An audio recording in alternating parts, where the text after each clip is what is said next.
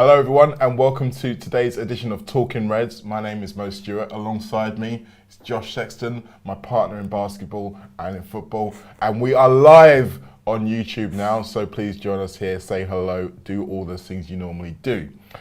It's a Euro special according to our agenda, so we are going to be talking about the Euros, but there was that other thing that happened yesterday that we may well touch on later. But Josh, we need to start with Euros, and seeing as they played yesterday, and it's literally the country we're sitting in right now, let's start with England. They beat Germany, and everyone's kind of happy about it. I mean, okay, I should probably start with the game itself. Are you one of those people who feels like we owe Gareth an apology because of how he set them out and how it seemed to work? Or do you think he just got lucky that Germany weren't very good? I think it's somewhere in between the two, to be honest. I don't think Gareth Southgate is as bad a manager as people want to make out. I think he's a very defensive manager, but I think that's a strategy which is broadly speaking worked for England and looks like it might work again. It might get them, deep into another tournament. I suppose they're already quite deep in, aren't they? But even deeper into another tournament. So I think in that sense, he's got a good enough approach to tournament football. I think the issue I always have, like I've not watched England loads this tournament, to be honest, but when I've watched them in friendlies and stuff, they sort of keep that same approach. Now I can understand that because when you get into the tournament you need to have the sort of muscle memory of it, but in the friendlies you just want a bit of excitement sometimes, and Gareth Southgate's England doesn't really offer you that.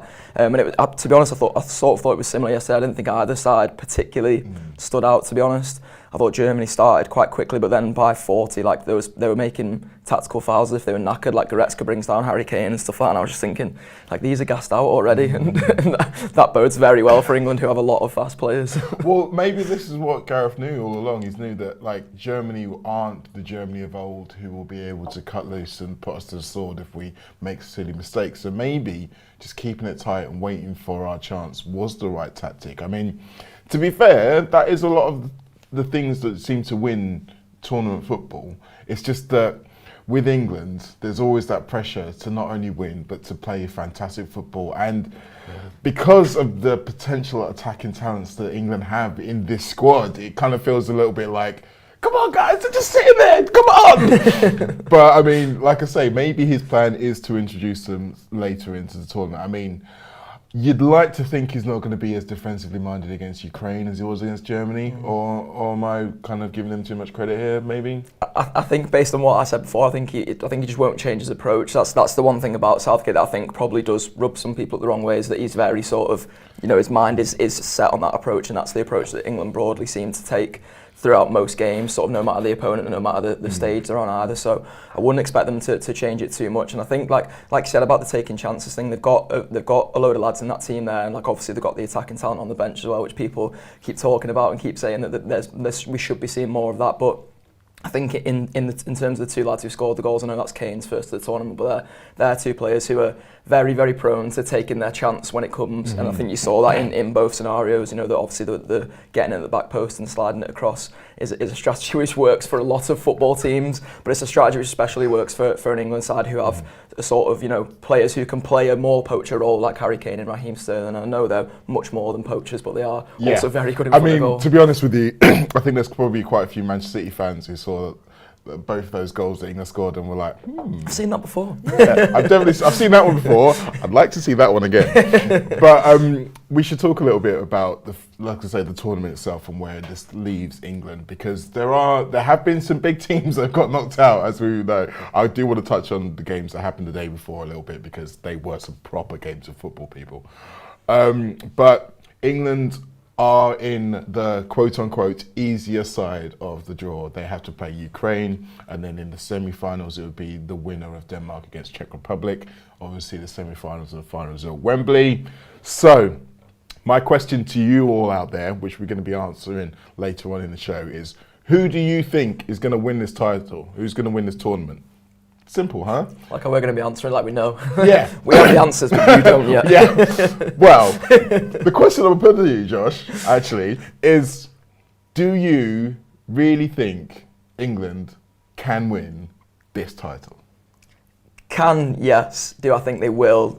I'm sorry to say no. No. I think they will get to the finals. I think we've probably seen, and you know, this is going to be absolutely cursed and probably clipped back to me and sent on Twitter. I think we've probably seen the end of the giant killings in the Euros now.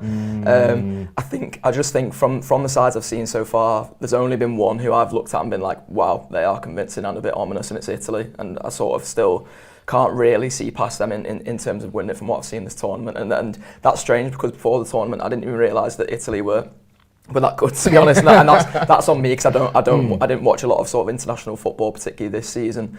So I just didn't see this developing Italy side. But the times that I've watched them in this tournament, I've been very impressed. Well, I mean, far be it for me to kind of... But those of you who would have seen our very first Euros preview a couple of weeks ago would have known that I did indeed mention Italy. Unfortunately, on that show, I also said that Belgium were rubbish. So, you know, swings and roundabouts and all that. Incoming Belgium beating Italy. Well, exactly, yeah. I mean, it's funny because that is the big name quarter-final, definitely. I'd say that could arguably be a semi-final, especially now we've seen France going out. Let's talk about the games that happened the day before. France going out against Switzerland, and first of all, Spain against Croatia.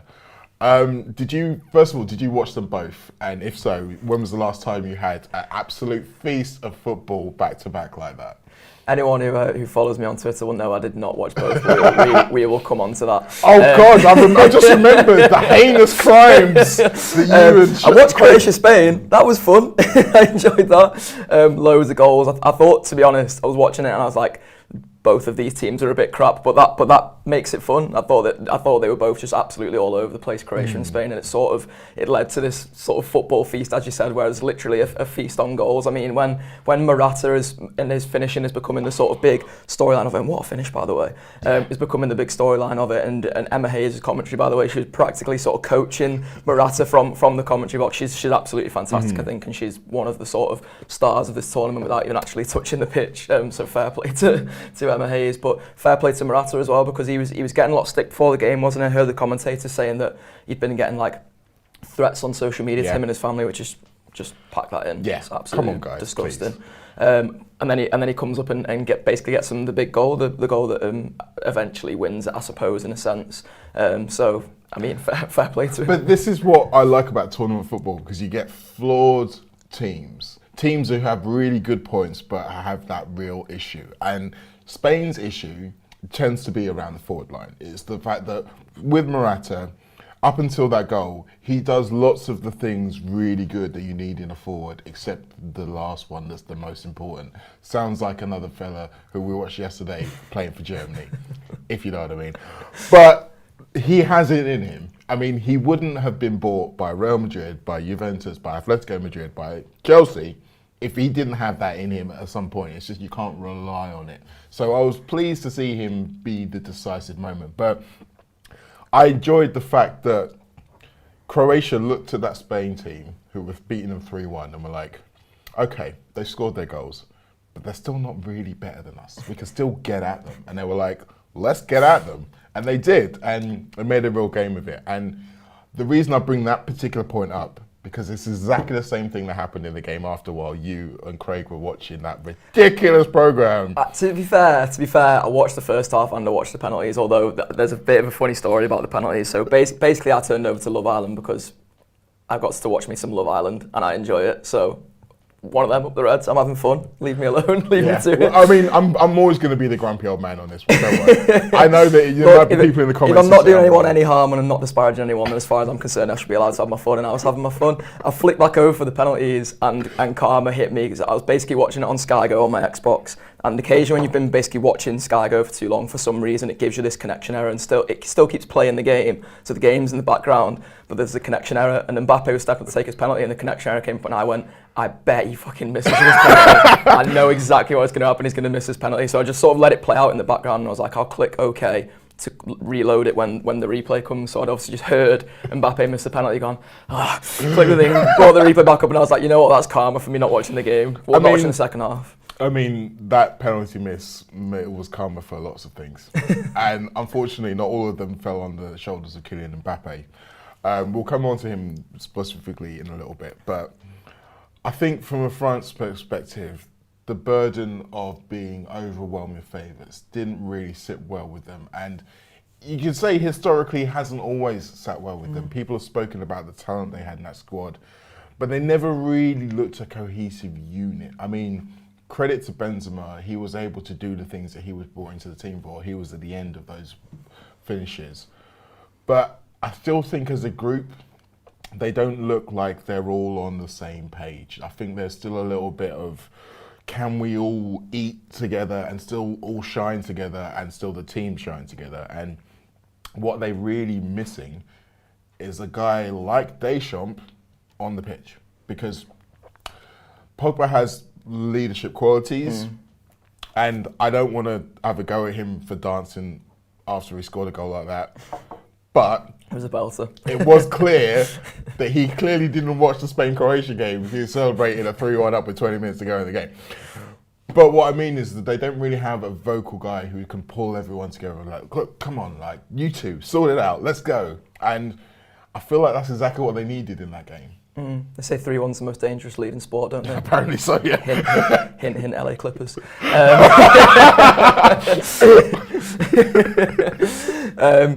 Yeah, no, to be honest, I sort of agree on the point of them not being a cohesive unit. I think France looked like one of those teams to me, and again, I hadn't watched much international football building up to the tournament, but I've watched every game that France have played in the tournament so far, and they look like a team who are just not particularly well managed. To be honest, I think those two centre-halves were a liability all tournament from the very first game. And I know they kept a clean sheet in the first game, but they were pretty lucky to keep a clean sheet in the first game, to be honest, because Germany had a load of chances there, which they probably could have converted and maybe would on another day as well. And Kim Pembe in particular is one of those players that I can't say I've ever watched him and thought, wow, Kim Pembe was a really solid centre-half there. I think between him and Varane, there's not an awful lot of sort of positioning going on there. But I was speaking to Dan Austin, Anfield Wrap contributor, yesterday while watching the England game, and he almost said they're like the polar opposite of Bonucci and Chiellini, in terms of like Bonucci and Chiellini are all, positioning mentality where he's supposed to be on the pitch, and the France centre-halves are pretty much the exact opposite. So I think it was strange, to be honest, seeing people coming out and criticising Pogba after it, because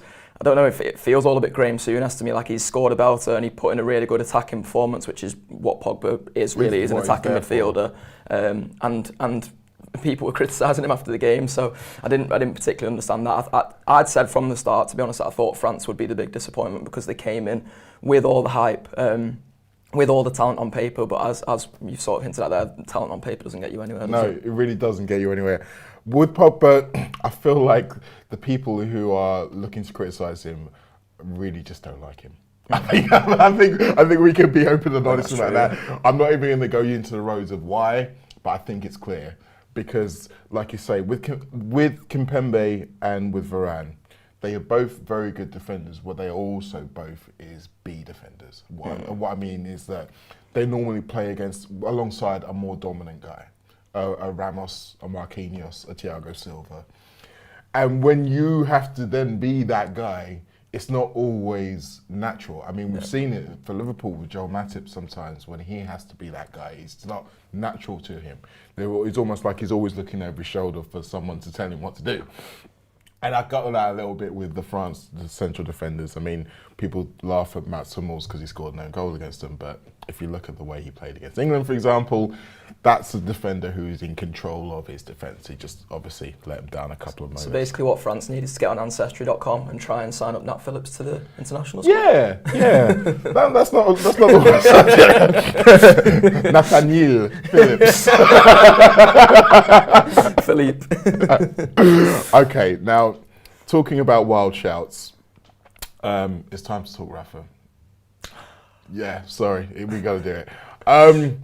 Everton tried to sneak the news out in the middle of those two blockbuster games under our noses, but alas, it has happened.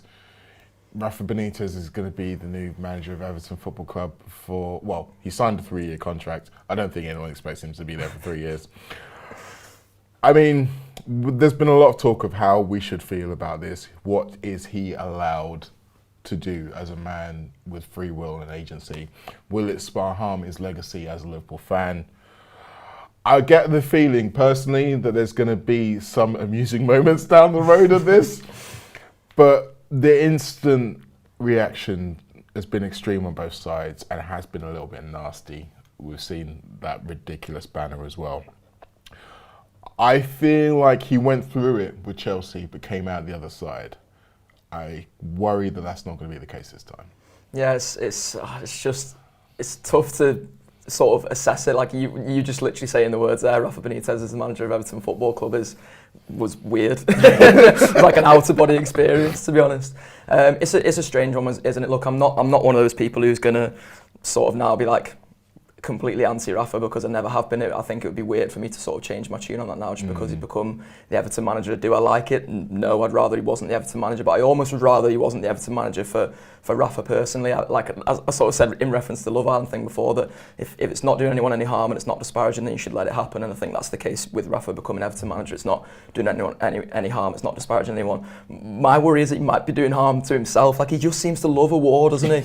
Every club he goes to, he seems to love a war, whether it's a war with the hierarchy, a war with the fans at Chelsea. It's going to be another war with the Everton fans. We've already seen that with the banner thing. I don't expect him to get, rapturous receptions at Goodison. I think there'll be a mix. I think there's going to be some sound Evertonian fans, and yes, they do exist, who are going to try and get behind the manager because he is the new manager of Everton, so they're going to try and do that. But there are going to be some of the bells who try and really do Rafa down. So I think it's going to be a turbulent few months for Everton as well. I think in terms of who is to blame in all of this, I can't look beyond the Everton hierarchy because they've got that so badly wrong, and they're so tone deaf for me in terms of appointing an ex-Liverpool manager at a time when Everton are already sort of going through this absolute turbulence. They've decided to add another layer on top of that. It's just bizarre, to be honest. I mean, they literally had Nuno right there in the palm of their hand, and they lashed him away.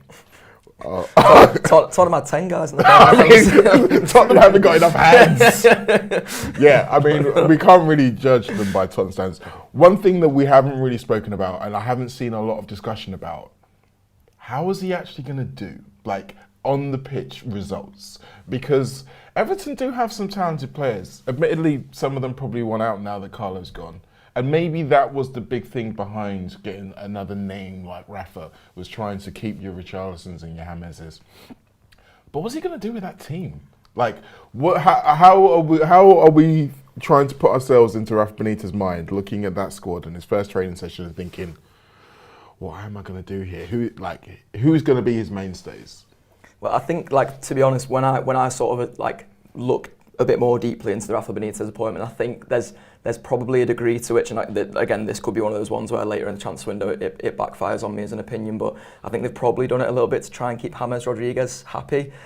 So I'd imagine that that's sort of their aim, is to try and build a team, I suppose, or help nurture this team around James Rodriguez and keep James Rodriguez at the centre of it. I think Rafa's going to do fine. My issue is fine going to be good enough for the Everton fans who don't like Rafa Benitez, and does it keep him there for the full 3 years? In my opinion, it doesn't.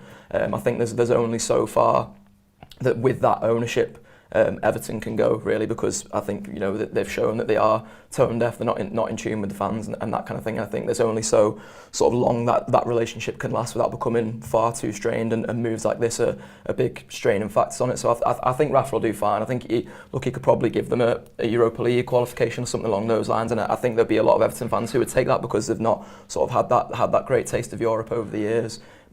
Is fine going to be enough? My opinion is no. The thing I worry about is that whole 1995 business. I mean, I'm less worried about derbies, to be brutally honest with you, because, I mean, for starters, Carlo kind of ended that run anyway, so we're almost back to zero with derbies. And yeah, I think that Rafa's approach in derbies might actually end up helping us rather than them. But if he wins them a trophy, I'm going to be pissed. I think there's every chance of that, isn't there? I think Rafa's trophy record speaks for itself. Although, he's not won loads over the past few years, has he? So maybe that's just me sort of putting my old Rafa Benitez old football head on and sort of looking at Rafa's past, and it's maybe not as sort of reflective of his present and his future. But yeah, let's just hope that he doesn't have that much fun in that respect. No offence, Rafa. No offence. I think a perfect thing for me would be take loads of points off of City and United, win all those games, do all right, maybe get Europa League, and then have, after one season, do exactly what Carlo Ancelotti did and leave them for someone better. That would be perfect for me. I'll take that. I'd enjoy that. Yeah, I think before we wrap up, let's look at what everyone is saying about the Euros. Carlo Daly is fully behind a Swiss win, bless you, but he says he fancies Italy to do it. You know, smart man there. Igsolo saying we shouldn't brush off the Danes or the Czechs, but he gets the feeling that England will get past them. I think my instinct is, semi-final I think is a good shout for them. It's going to be some tough games, or maybe not tough games, but maybe just hard to watch games. I think it's a fair shout to say. Yeah. A certain Mr. C. Hannon says, up the Clippers, Joshua. He's probably just happy that I didn't go into him about watching Love Island as much as I did. But trust me, Craig, if you were sitting here, you'd be getting it as well. I've managed to convert half the office into Clippers fans as well, which is good. Well, actually, the Clippers podcast I listened to donated to the walk, so technically it's their responsibility, but no, it's on them, not me. Well, I mean, that is one of the fun things about the office is you and I are NBA obsessed and no one else is, so most of the time they ignore us. It's glazed overlook whenever we start talking about basketball, so we won't do it to you lot, don't worry. No, bless you. But now that there's a choice between listening to us talk about basketball and England football, basketball seems to be a little bit more popular. We'll have to hope that, so about the basketball then? Yeah, we'll have to hope that continues. But it's an interesting set of results. We're going to have weekend games again, Friday and Saturday. England playing on Saturday night, I believe. So, you have to make your own decisions about where you want to be when that happens. But, the Euros have been fun so far. I mean, we've had great games, decent refereeing, decent commentators, very little controversy that makes me want to pull my eyes out. So, well done, Euros, so far. Let's have that continue. Josh? More giant killings, please. Yes. I know I said there will be no more, but just make more happen if you can. I mean, there isn't really a massive amount of giants left, to be fair. Maybe Switzerland. Oh, Shaq masterclass against Spain. I'll take that very much so. Yes. Let's end it there, Josh. Cheers, mate. Nice one. Thanks to all of you as well.